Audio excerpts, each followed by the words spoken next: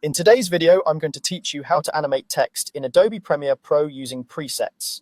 By the end, you'll have clean professional text animations ready to drop into any project without building everything from scratch. Start by opening Premiere Pro and adding your text. Go to the graphics menu, choose New Layer, then Text. Click in the program monitor and type your title or caption. If you want, you can adjust the font size and alignment in the Essential Graphics panel so your text looks the way you want before you animate it. Next, make sure the text layer is selected in your timeline. This tells Premiere which clip you want to affect.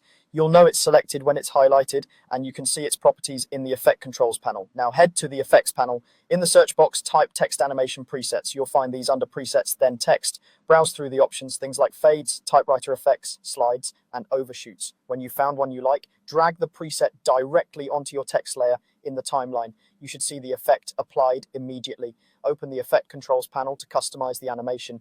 Here you can tweak parameters like start and end points, opacity, position, and any effect-specific controls. If you want the animation to be subtler or more dramatic, adjust the values and watch how it changes. Preview your animation in the program monitor. Press play to see it in real time. If playback is choppy, try lowering the playback resolution just for preview purposes. Make sure the animation feels natural at the speed you want. If the timing isn't quite right, fine-tune it by moving keyframes in the Effect Controls panel. Keyframes mark when animation changes happen.